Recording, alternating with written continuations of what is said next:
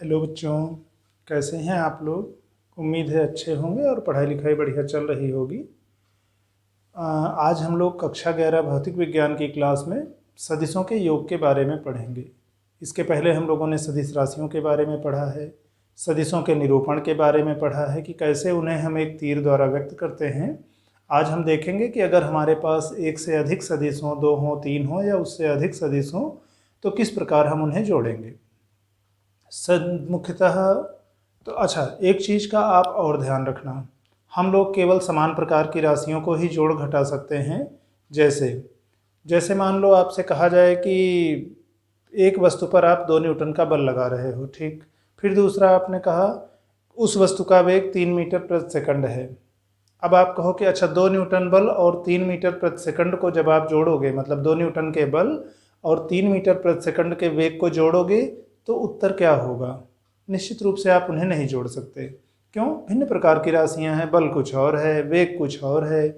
जैसे आप अदिशों में आप कह लो, जैसे मान लो आपने कहा कि इस वस्तु की लंबाई, या अपना ही आप उदाहरण ले लो कि मान लो आपने कहा कि मेरी लंबाई 160 सेंटीमीटर है और मेरा द्रव्यमान 50 किलोग्राम है, ठीक। फिर आपसे कहा अच्छा जरा आप अपनी लंबाई और द्रव्यमान का योग बताइए।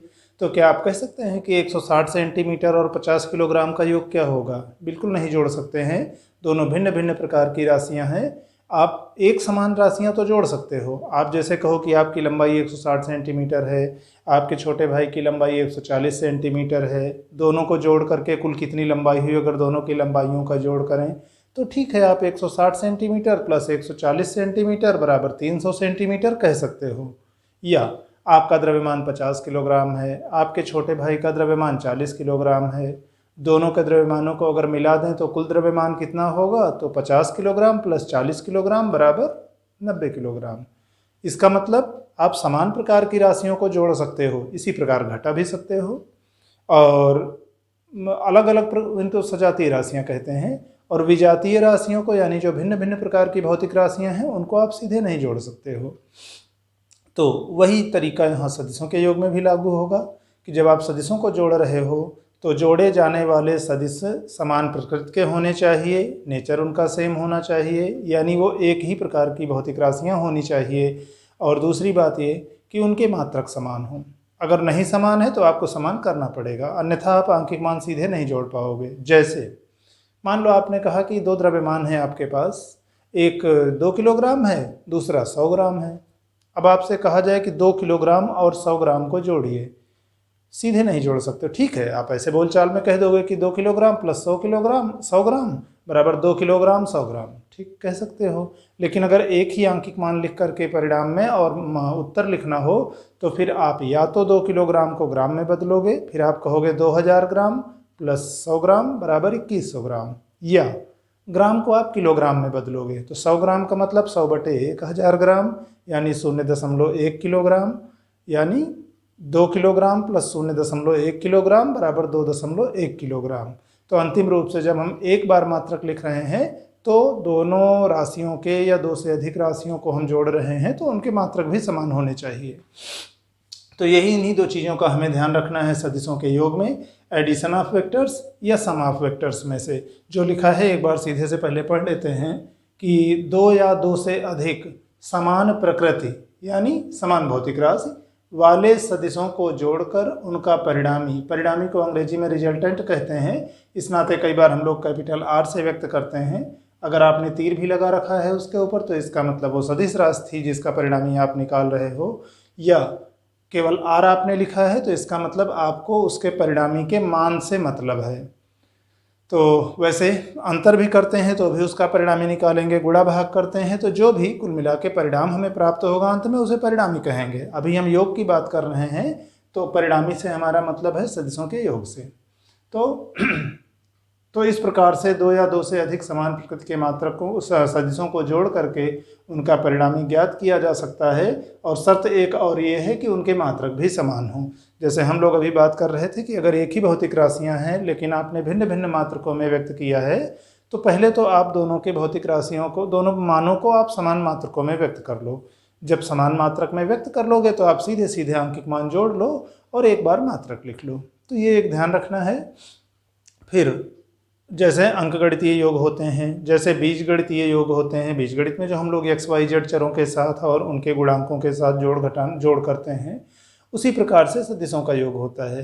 लेकिन सदिशों का योग बीजगणितीय योग से कुछ मामलों में भिन्न है। जैसे बीजगणितीय योग में या अंकगणितीय योग में क्या है, आप आंकिक मान के साथ साथ आप चिन्ह का केवल ध्यान रखते थे कि कौन कौन सी संख्याएं धनात्मक हैं, कौन कौन से पद धनात्मक हैं या मान धनात्मक हैं, कौन कौन ऋणात्मक हैं। तो धन वालों को एक साथ, ऋण वालों को एक साथ इकट्ठा कर लिए, फिर अपना प्लस या माइनस जो करना हुआ जोड़ना या घटाना निकाल लेते थे। सदिशों में परिमाण तो मायने रखेंगे ही, प्लस और माइनस तो मायने रखेगा ही, साथ में ये भी मायने रखेगा कि उनके बीच की दिशा क्या है, उनके बीच का कोण क्या है। तो इस बात का भी ध्यान रखते हुए जब आप राशियों को जोड़ते हो तो जाहिर सी बात है सदिश राशियों के जोड़ने में आपको दिशा का भी ध्यान रखना होगा। और मुख्य रूप से दो तरीके हैं सदिशों को जोड़ने के। एक तरीके को हम लोग ग्राफीय तरीका या ज्यामितीय तरीका कह सकते हैं, या ज्यामितीय विधियां कह सकते हैं। तो सदिशों के योग की विधियों की जब आप बात करते हो, मेथड्स ऑफ एडिंग वेक्टर्स या methods of addition of vectors, तो दो विधियां मुख्य रूप से हैं। कुछ विधियों को जिनमें हम लोग वेक्टर का ग्राफीय रूप से प्रदर्शन करते हैं, ज्यामितीय रूप से तीर खींच करके प्रदर्शन करते हैं, फिर एक तीर के बाद दूसरा तीर किस तरह से उसमें जोड़ेंगे, फिर किस तरह परिणामी निकालेंगे। तो ज्यामिति उन विधियों को हम ज्यामितीय विधियां कहते हैं।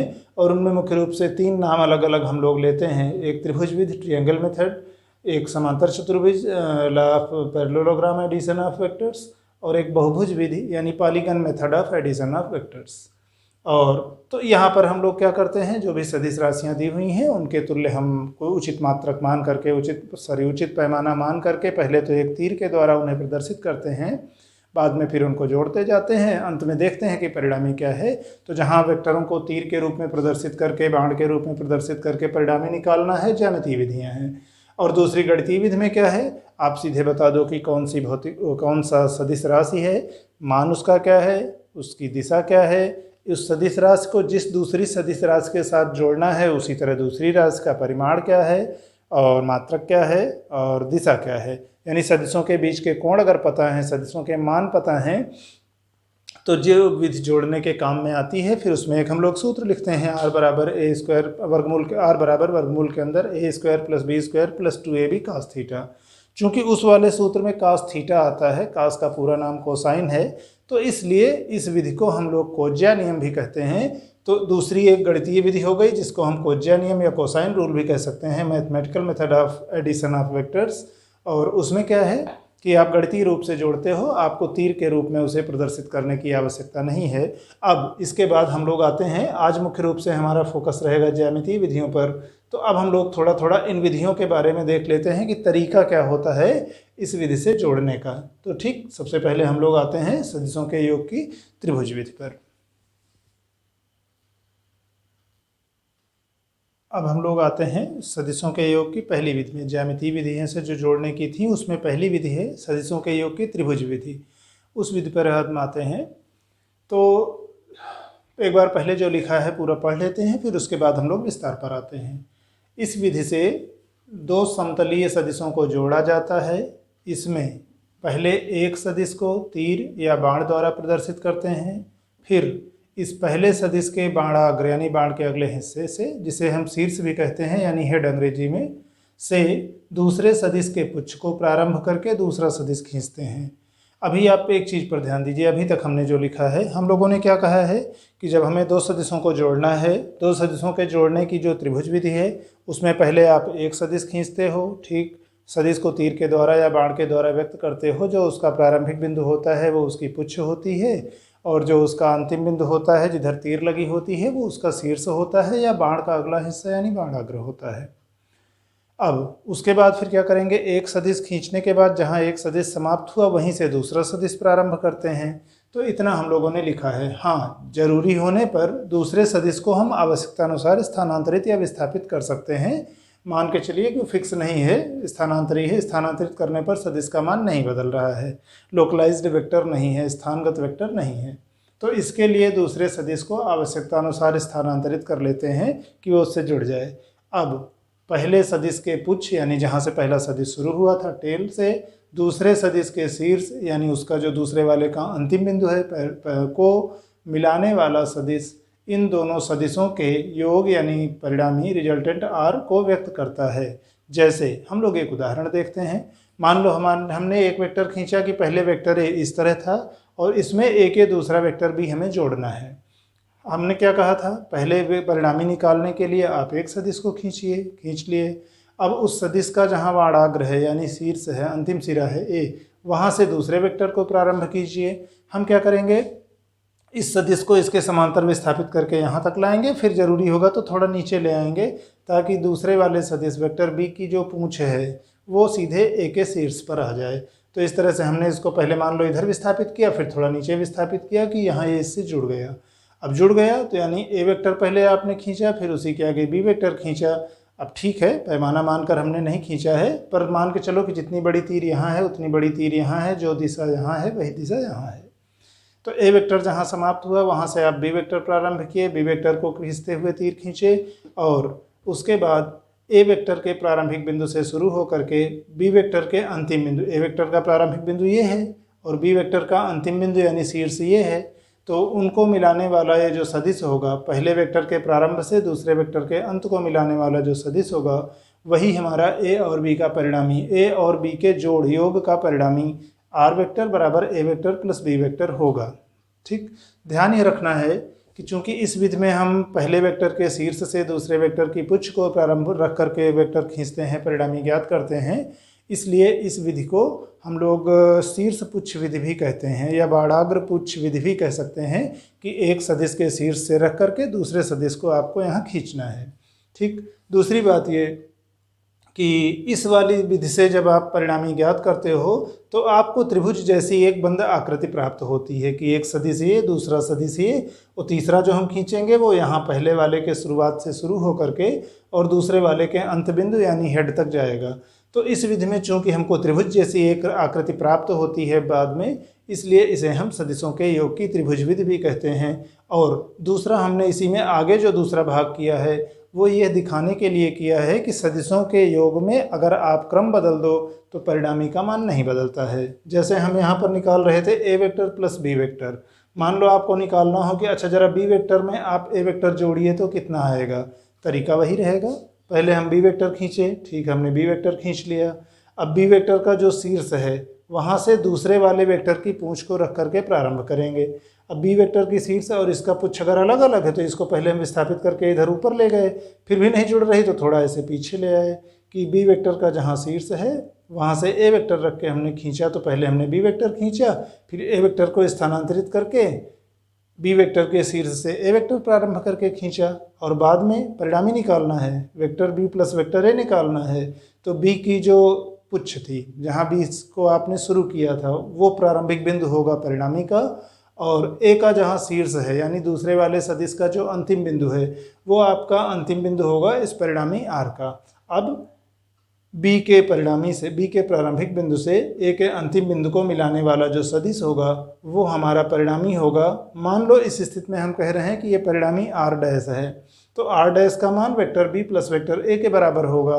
और अगर हम उचित पैमाने के साथ नाप करके राशियों को खींचें तो हम लोग देखेंगे कि जो ए वेक्टर प्लस बी वेक्टर आया है वही बी वेक्टर प्लस ए वेक्टर है। यहाँ भी देखने में कुछ ऐसा ही लग रहा है कि ये ऐसे है, ये भी ऐसे है, तो इसी के समांतर इसको विस्थापित करते जाओ तो इतना प्राप्त होगा। लंबाई भी लगभग उसी प्रकार से है, दिशा भी लगभग वही है, अर्थात बी वेक्टर प्लस ए वेक्टर का मान ए वेक्टर प्लस बी वेक्टर के मान के बराबर है, यानी आर डैश का मान आर के बराबर है। इसका मतलब सदिशों के योग में अगर आप क्रम बदल देते हो तो भी परिणामी का मान परिवर्तित नहीं होगा, और इससे आप कह सकते हो कि ये वेक्टरों का योग क्रम विनिमय नियम का पालन करता है। क्रम विनिमय का मतलब जिसमें आप क्रम विनिमय कर सकते हो, क्रम एक्सचेंज कर सकते हो कि आप ए वेक्टर पहले खींचे बाद में बी वेक्टर खींचे, कि आप पहले बी वेक्टर खींच करके बाद में ए वेक्टर खींच रहे हो। तो यहाँ पर क्रम महत्वपूर्ण नहीं है, बस ये है कि किन किन सदिशों को आप जोड़ रहे हो। तो इस तरह से क्रम विनिमय नियम का पालन करने के कारण हम लोग कहते हैं कि वेक्टरों का योग या सदिशों का योग क्रम विनिमय नियम का पालन करता है, अर्थात सदिशों का योग कम्यूटेटिव होता है, यानी addition of vectors is commutative under addition, ठीक कह सकते हैं। तो वही हमने लिखा है कि यहाँ आर वेक्टर बराबर ए वेक्टर प्लस बी वेक्टर, जो कि बी वेक्टर प्लस ए वेक्टर के योग के बराबर होगा। यानी ये प्रदर्शित करता है कि चाहे आप पहले ए खींच के बाद में बी जोड़ो, चाहे पहले बी वेक्टर खींच करके बाद में ए वेक्टर जोड़ो, कुल मिला के सदिशों के योग में क्रम परिवर्तन से परिणामी परिवर्तित नहीं होता है, अतः सदिशों का योग क्रम इनमें नियम होता है। ये थी वेक्टरों के योग के त्रिभुज विधि, triangle method of addition of vectors. और ऐसा करते हैं, थोड़ा थोड़ा हम लोग पढ़ते चलते हैं। तो अभी आज के लिए वीडियो में फ़िलहाल इतना ही। इसके बाद अगले वीडियो में हम लोग देखेंगे कि कैसे हम वेक्टरों के योग के समांतर चतुर्भुज विधि या बहुभुज विधि में वेक्टरों का योग ज्ञात करते हैं।